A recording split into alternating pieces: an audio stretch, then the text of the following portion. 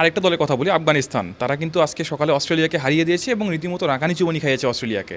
অন্যদিকে আমরা 1999 সালে টেস্ট স্টার্স পেয়েছি, আমরা এরপর 25টা বছর কেটে গেল, এখনও আমরা সেই বড় দলের তকমাটা বড় দলের তকমা তো দূরের কথা, আমাদের সেই ইন্টেন্টই খেলতে পারছি না। আমাদের কোচ হাতুড়ি সিংহ সেদিন বলেছেন যে আমরা যদি সুপার এইটে উঠেছি এটাই আমাদের সবচেয়ে বড় অর্জন এবং সামনে যা পাবো সেটা আমাদের বোনাস। তাহলে আফগানিস্তান পারলে আমরা কেন পারছি না?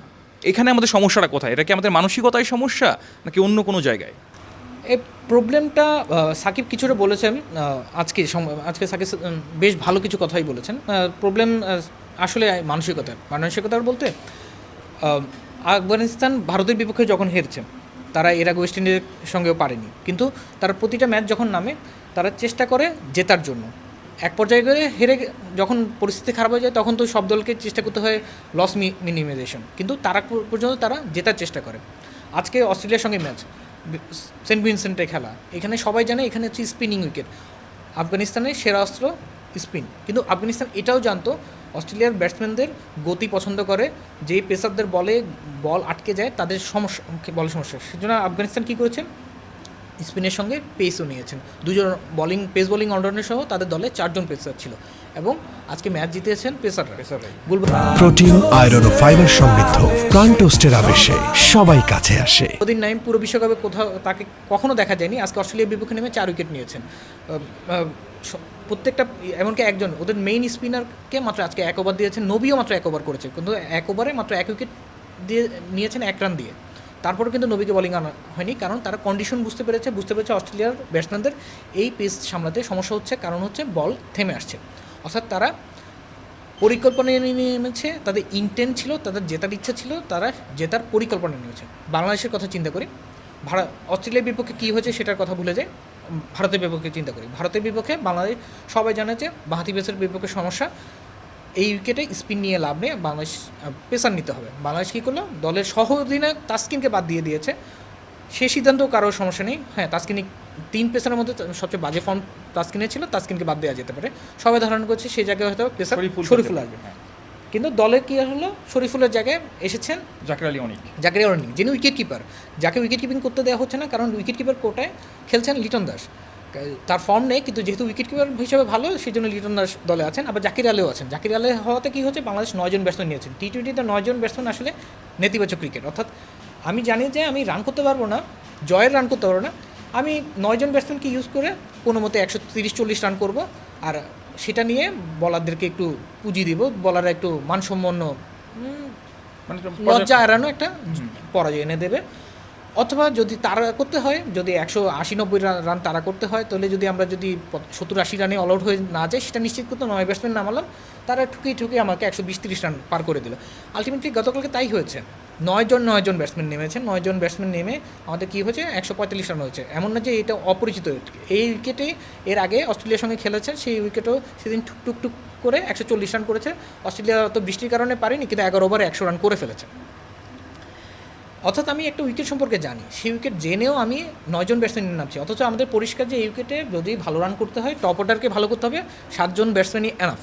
আমি 9 জন ব্যাটসম্যান নিয়ে নেমেছি। আসলে আমার লক্ষ্যই ছিল আমার জয় না, আমার লক্ষ্যই ছিল হচ্ছে আমি পরাজয়ের ব্যবধানটা কমাবো। আমি পেসার কম নিয়েছি, আমি 2 জন স্পিনার নিয়ে নামিয়ে দিয়েছি, কারণ হচ্ছে আমার উইকেট নেওয়ার উদ্দেশ্য ছিল না। আমার উইকেট ছিল শেখ মেহেদী, যেহেতু জোরের উপর বল করে, তাকে মারবে না কোহলি বা রোহিত। শেখ মেহেদী প্রথম পাওয়ার প্লেতে হয়তো 3 ওভারে মাত্র 18 থেকে 20 রান দিয়ে চলে যাবেন, বাংলাদেশ তাতেই সন্তুষ্ট, যাক পাওয়ার প্লেতে অনেক বেশি রান হয়নি।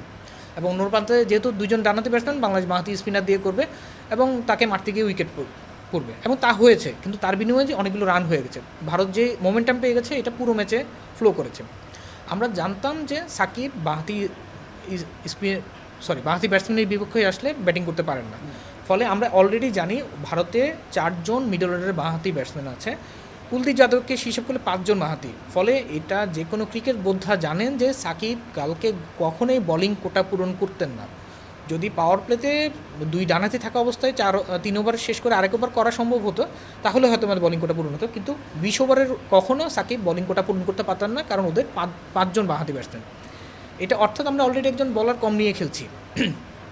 এই অবস্থাতেও আমরা একজন পেসারের বদলে জাকির আলীকে নিচ্ছি। এতে আমাদের বলার সংকট ক্রিয়েট হবে, আমরা জানি। বলার সংকট ক্রিয়েট হওয়া মানে হচ্ছে টি-20তে প্রতিপক্ষকে আমি রান প্রহার মুহূর্তে দিচ্ছি, এই পুরোটা হচ্ছে নেগেটিভ ক্রিকেট। এই ক্রিকেট খেলে আপনি মাঝে মাঝে মিরপুরের মতো উইকেটে হয়তো বা ম্যাচ জিততে পারবেন, কিন্তু বিশ্বমঞ্চে ভারতের মতো ব্যাটিং, ভারত কেন, আমি যদি এই নেগেটিভ ক্রিকেট আফগানিস্তানের সঙ্গেও খেলি, আফগানিস্তান আমাকে হারিয়ে দেবে, এমনকি এই নেগেটিভ ক্রিকেট আমাকে নেপালও হারিয়ে দেবে। এই বিশ্বকাপে চমৎকার যুক্তরাষ্ট্র কী দেখেছে, সাহস দেখাচ্ছে। যুক্তরাষ্ট্র হয়তো বা সেমিফাইনালে যেতে পারবে না, সবার আগেই সুপার 8 থেকে বাদ পড়েছে, কিন্তু যুক্তরাষ্ট্রের খেলার মধ্যে কি ইন্টেন্ট ছিল, তারা সাউথ আফ্রিকার বিপক্ষেও 190 রান টার্গেট, তাদের মনে হয়নি যে তার ভয় পাচ্ছে, তারা জেতার চেষ্টা করছে। কিন্তু কালকে বাংলাদেশের 180 রানের টার্গেট, 10 ওভার শেষে 67 রান, মানে শেষ 10 ওভারে 130 রান বাংলাদেশ কখনো কি নিতে পারবে না। সেটা জানার পরে তারা শুরুতে হ্যাক দিয়েছে, কারণ হচ্ছে তাদের উদ্দেশ্য ছিল আমাদের ব্যাটসম্যানরা ফর্ম নেই, তারা 10-12 রান একটু 20 রান করে তারা ফর্মে ফিরবে, তারা বাংলাদেশের জন্য তো মাইল ফলো করছে 40 রান করবে, এই 40 রান দেখি আরও পরে 10 ম্যাচ টিকে থাকবে। এই নেতিবাচকতা সৃষ্টি হওয়ার কারণে বাংলাদেশ ক্রিকেট আর আগাচ্ছে না। আর এই কারণেই যখন আফগানিস্তান সেমিফাইনালে স্বপ্ন দেখছে এবং তারা জানে যে পরের ম্যাচে বাংলাদেশকে হারালেই তারা সেমিফাইনাল, তো বাংলাদেশেরও কিন্তু সেমিফাইনালের স্বপ্ন আছে, কিন্তু বাংলাদেশের সেমিফাইনালের স্বপ্ন যেটা হয় সব প্রতিটা টুর্নামেন্টে, ও ওকে হারাবে, আমি ওকে হারাবো, তারপর এত রান যোগ করব, একটা বিশাল সমীকরণ, মনে হয় যেন ক্যালকুলাসের বই নিয়ে বসেছে, এই ধরনের সমীকরণ, এবং শেষ পর্যন্ত সবগুলো সমীকরণ মুছে দিয়ে বাংলাদেশ হেরে গিয়ে আস্তে করে চলে আসে। এবং তারা আমরা বলি যে আমাদের পরবর্তী লক্ষ্য পরবর্তী বিশ্বকাপ, এবং পরবর্তী বিশ্বকাপে গিয়েও আমরা যেখানে এখানে সমস্যা ওখানে সমস্যা, আমাদের পরবর্তী বিশ্বকাপে আমাদের লক্ষ্য, আমরা এগোতে থাকি। অথচ কখনো টেস্ট স্ট্যাটাস পাইনি এমন কেনিয়াও কিন্তু 2003 সালে সেমিফাইনাল খেলে ফেলেছে। আফগানিস্তান যেভাবে খেলছে তারাও সেমিফাইনালের স্বপ্ন দেখছে, এবং বাংলাদেশের কাছে যদি হেরে না যায়, যদি মোটামুটি একটা স্কোর করতে পারে, আমার ধারণা তারা সেমিফাইনাল খেলবে। কারণ আজকে অস্ট্রেলিয়া যেভাবে ব্যাটিংটা দেখিয়েছে, ভারতের বিপক্ষে তারা হেরে যাওয়ার সম্ভাবনা বেশি, ফলে আফগানিস্তান বাংলাদেশকে কোনো মতো ন্যূনতম ব্যবধানে হারাতে পারলেও তারা সেমিফাইনাল খেলবে বলে আমার বিশ্বাস। ওদিকে বাংলাদেশের জন্য অনেক ক্যালকুলেশন পারমুটেশন এখনও রয়ে গেছে, যদি অস্ট্রেলিয়া আবার ভারতকে হারালে আমাদের আর কোনো হিসাব দরকার নেই। এই ধরনের পরিস্থিতিগুলো কেন সৃষ্টি হয়, মানসিকতা, কারণ হচ্ছে বাংলাদেশ কখনো জয়ের মানসিকতাতে নিয়ে এখনও নামে না। এখনও আজকেও সাকিব প্রেস কনফারেন্সে বলছেন যে সাউথ আফ্রিকার বিপক্ষে তো আমরা লড়াই করেছি, কিন্তু ভারত এবং অস্ট্রেলিয়ার বিপক্ষে আমরা এই যে লড়াই দেখাতে পারিনি, এটা বিব্রতকর। দেখেন, জয়ের ইচ্ছা দেখাতে পারিনি এটা কেন বলেনি, লড়াই দেখাতে পারিনি। এখনও বাংলাদেশ নামে লড়াই করার জন্য, তারা কিন্তু জয় করতে না, কিন্তু আফগানিস্তান হচ্ছে জয় করতে নামে। হয়তো বা জয় করতে গিয়ে একদিন তারা 70 রানে অল আউট হয়ে যাবে, কিন্তু আরেকদিন ঠিকই তারা 170 রান করবে, এবং নিউজিল্যান্ডকে তারা 175 রানে অল আউট করে দিয়েছে। সেটা এমন কোনো ভয়ঙ্কর কন্ডিশন নেই, কিন্তু বাংলাদেশ কি সেটা পারবে না, কারণ বাংলাদেশ হচ্ছে কোনো প্রতিপক্ষকে দুই-এক উইকেট ফেলে দেওয়ার পর নিজেরা রক্ষণাত্মক হয়ে যায়, কারণ যদি মনে করে প্রতিপক্ষ রান করে ফেলবে কিনা।